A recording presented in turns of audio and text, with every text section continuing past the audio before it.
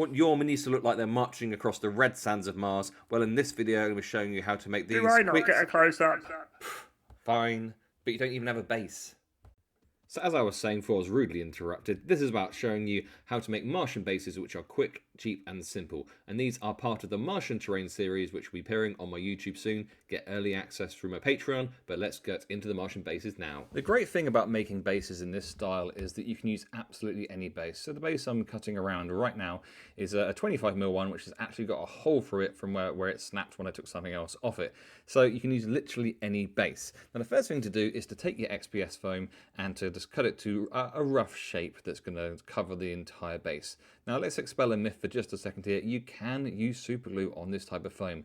As you've seen there, I've put a little bit on there, then I've given it a chance to kind of start to dry a little, and then I'm just rubbing it around between base and foam, and sure enough it doesn't completely melt it, and it gets a really nice firm hold. So let's not pretend you cannot use super glue, you just have to use it in a certain way. So yeah, that's the first thing. Next up, we want to actually start carving into it. Now, if you look at the rocks here, you see the kind of the sides of them. The way that's created is just by creating lots and lots of horizontal lines with a knife. So I'm using no pressure at all here, and just letting the kind of the sharpness of the blade do the work for me. So on each and every vertical surface or near vertical surface, I'm going around and just doing lots and lots of score marks just like this. Now, once you've done that, you can actually start carving a bit of a rock shape. So when you're actually using some force, like cutting away from yourself is much better than having a knife pointing towards you. But if you're using no force, you can kind of get away with it pointing towards you. So a little bit of a safety tip there. Now from here, back to using just like the sharpness of the blade. So I like to do like a 45 degrees up, 45 degrees down thing, and that creates these kind of, starts taking out a little bit of the foam from these edges, and starts creating that awesome kind of detail that we're going to be exposing later on with the painting that we're going to do.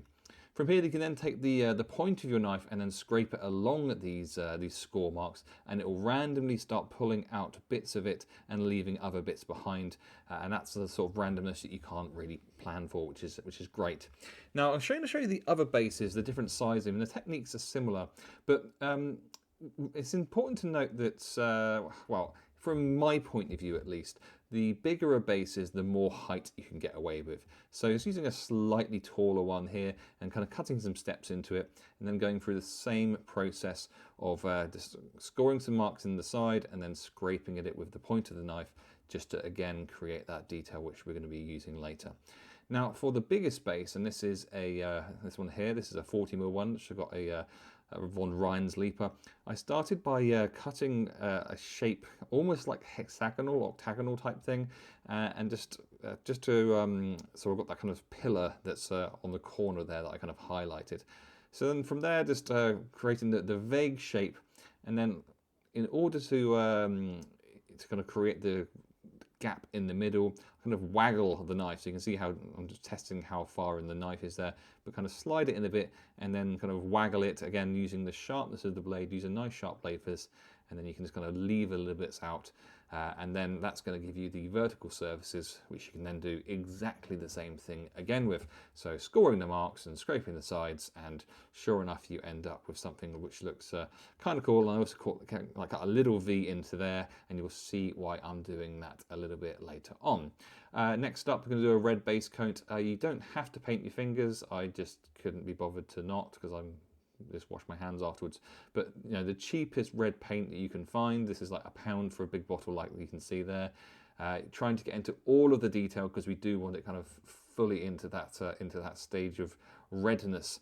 Now the brown coat's a little bit different. Again, we are using like the cheapest paint we can find, but we're not trying to get into the detail. So I'm not using the point of the brush, I'm using like the side of the brush, and kind of working from the top downwards. That means that as I go over a ridge like I'm going over here, we're not going to be painting like the more red detail that was done in the previous step. So you're mostly just painting it, but not trying to get into the details. Next up, we're going to use Scrag Brown. There's a product link in the description for that, and we are actually going to do a dry brush here. Really terrible angle, so I apologise for that, but again, working from the top downwards. We're not going for a really, it's a kind of fairly heavy dry brush, I guess you'd call it. But again, working down and just beginning to pick up more of the detail by doing so. And this is going to really start to change how it's all looking. And they look like this is a station. This is good enough. This is good enough scene. You could stop there if you want to. I then went on to use some towel light ochre and doing exactly the same thing again. So a lighter dry brush here, working from the top downwards and picking out that detail once again, just by the very nature of brushing. And this is literally all of these. It's like a 10 or 15 second step for each thing. So I have sped it up, but arguably not really necessary. And again, you could stop at that stage. They look fantastic already. You can see all the rock detail, really look like they belong on somewhere like Mars or in the Utah desert or something like that.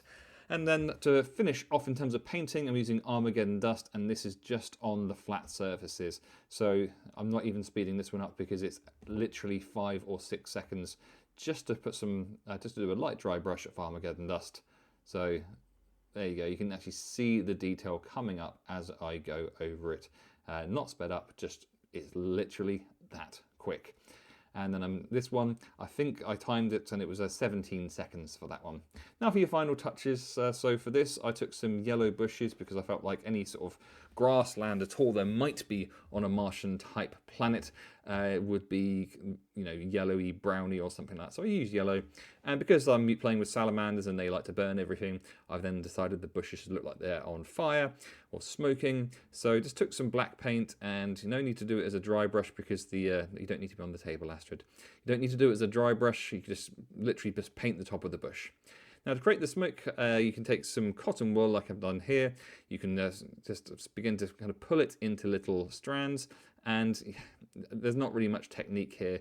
It just kind of gets put on it and it kind of holds because cotton wool kind of sticks to most things, and it's that simple. So just a bit of cotton wool painted black, and then just attached. Now this little V I mentioned earlier, now the reason for this is so that I can put the peg of the von Reinsleeper into that, and it can go right down to the base level there. So there's a peg on the bottom of his foot, and I'm going to put a little bit of glue in the hole there, and then the peg is now getting right down to the very base level. So within a couple of seconds, that's nice and firmly attached. And you can do exactly the same thing with a Space Marine as well. So it really all is that simple. And Astrid, you do not need to be on my lap either. And there you have it, a quick and easy way to make Martian bases that look out of this world. God, that's a bad pun. If you want more terrain building tutorials, a full detailed guide on creating Martian terrain is available on my Patreon right now, alongside of lots of other exclusive content. Your support helps me make more videos like this and gives you early access to everything I'm working on. And if you're not ready for Patreon, don't worry, there's plenty more coming soon to the channel. Hit subscribe and let's keep on building. Oh, and don't worry, this guy's glow up is coming soon.